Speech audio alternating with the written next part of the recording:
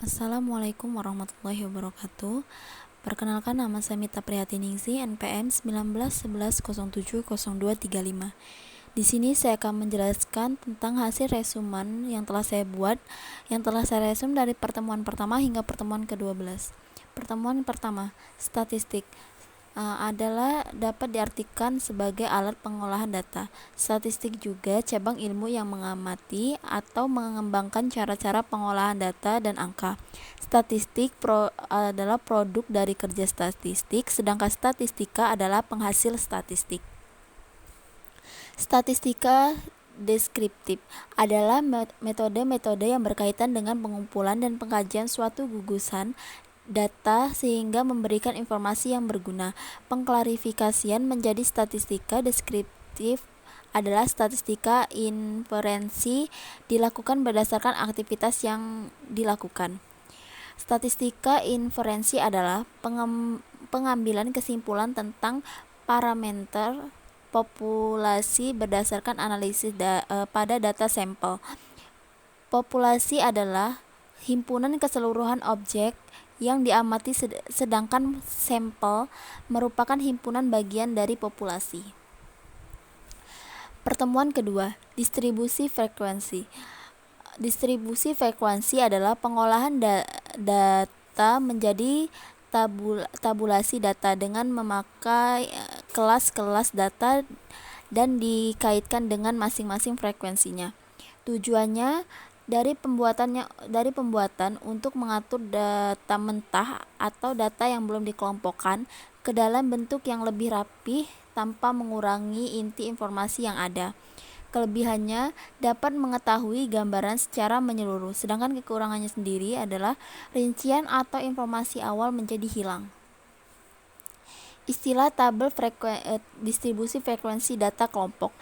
Batas atau tepi kelas tergantung pada ketelitian data yang digunakan. Batas bawah sama dengan ujung bawah dikurang setengah satuan pengukuran terkecil. Batas atas sama dengan ujung atas setengah satuan pengukur terkecil. Contoh satuan pengukuran terkecil untuk data 35, 34, dan 32, satuan pengukur kecilnya adalah 1. Contoh batas kelas untuk kelas 35 sampai 39 batas bawah sama dengan 32 dikurang 0,5 sama dengan 34,5. Panjang kelas P sama dengan BA dikurang BB sama dengan 39 ditambah 0,5 sama dengan 39,5. Titik tengah kelas disebut juga nilai tengah kelas. Titik tengah kelas 1/2 atau UA ditambah UB. Frekuensi adalah banyaknya data pada setiap kelas. Pertemuan ketiga, data nominal adalah standar angka yang disederhanakan dalam menilai sebuah objek penilaian. Ini hanya untuk melabeli hal-hal tertentu atau tak mempunyai tingkatan. Data ordinal adalah bagian lain dari data kontinum. Data ini selain memiliki nama atau atribut, juga memiliki peringkat atau aturan angka yang diberikan mengandung tingkatan. Ia digunakan untuk mengurutkan objek dari yang paling rendah sampai yang paling tinggi, atau sebaliknya. Data yang diperoleh dari hasil pengukuran menggunakan skala interval dinamakan data interval. Di sini bisa dilihat sendiri contoh dari tabel dan diagram untuk menyajikan data dalam bentuk diagram garis dan juga menyajikan data dalam bentuk diagram garis. Pertemuan keempat, ukuran pemusatan data adalah sembarang ukuran yang menunjukkan pusat segugus data yang telah diurutkan dari yang terkecil sampai ke yang terbesar, atau sebaliknya dari yang terbesar sampai yang terkecil. Macam-macam bentuk ukuran perumusan data. Mean atau nilai rata-rata. Salah satu ukuran pemusatan data adalah mean atau rata-rata. Modus, nilai yang paling banyak muncul. Median, nilai yang tengah, dan kuartil, desil, dan persentil. Di sini ada rumus-rumus pemusatan data tunggal, ada mean, median, modus. Dan di sini juga ada rumus-rumus pemusatan data kelompok.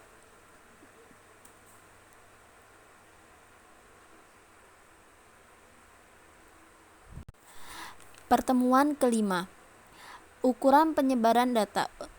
Pengertian ukuran penyebaran data adalah suatu ukuran yang mengatakan seberapa besar nilai-nilai data berbeda atau bervariasi dengan nilai ukuran pemusatannya atau seberapa besar penyimpanan nilai-nilai data dengan nilai pusatnya.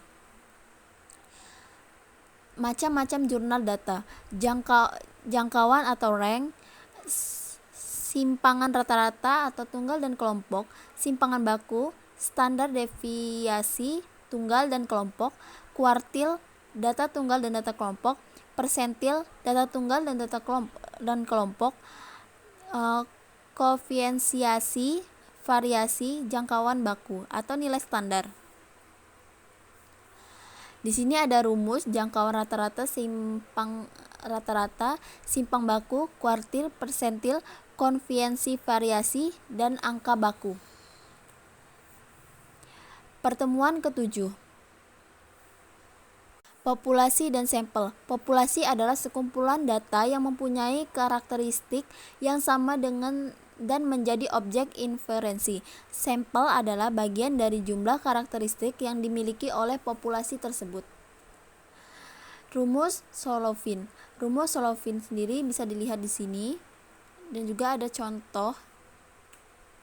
Pertemuan ke-8, hipotesis. Hipotesis adalah pernyataan tentatif yang merupakan dugaan mengenai apa yang sedang kita amati dan berusaha memahaminya. Cara membuat hipotesis.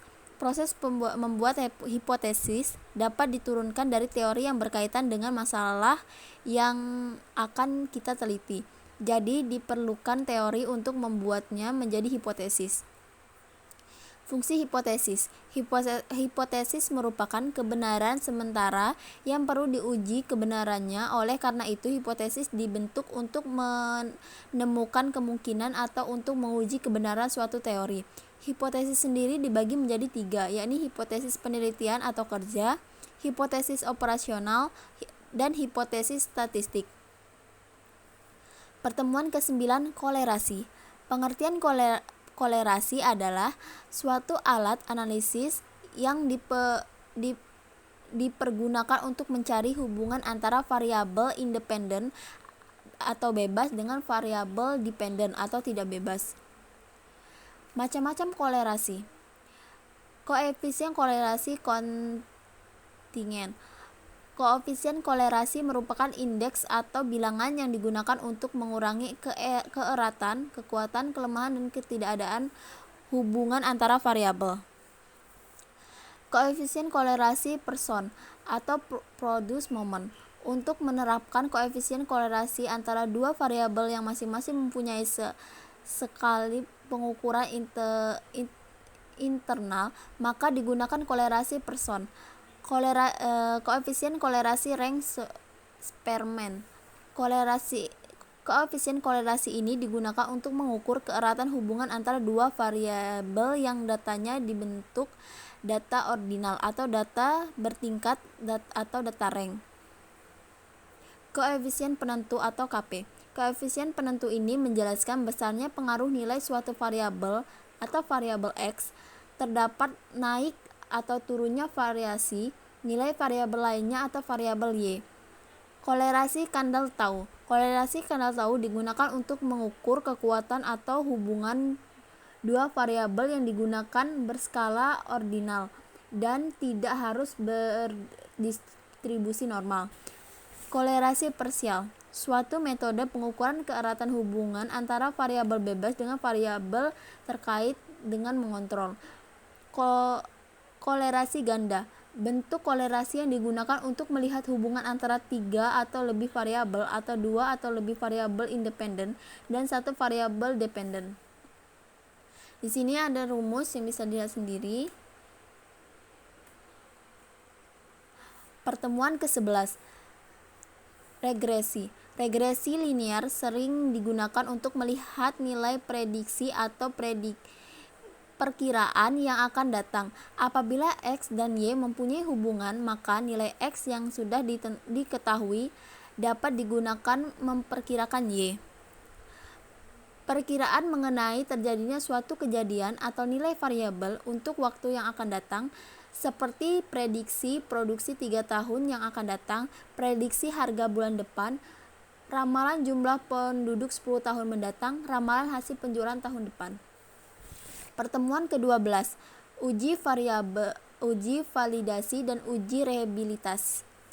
Validasi adalah ketetapan waktu atau kecepatan suatu instrumen dan pengukuran. Sedangkan uji reliabilitas digunakan untuk mengetahui konsistensi alat ukur. Apakah alat pengukur yang digunakan dapat diandalkan dan tetap konsisten jika pengukur tersebut diulang. Macam-macam validitas. Pertama, validitas logis. Untuk sebuah instrumen evaluasi menunjukkan pada kondisi sebuah instrumen yang memenuhi persyaratan valid berdasarkan penalaran. 2. Validasi empiris. Istilah validasi empiris merupakan kata empiris yang artinya pengalaman. Sebuah instrumen dapat dikatakan memiliki validitas empiris apabila sudah diuji dari pengalaman. Mungkin itulah tadi pembacaan dari apa yang sudah saya rangkum. Terima kasih banyak. Saya akhiri. Wassalamualaikum warahmatullahi wabarakatuh.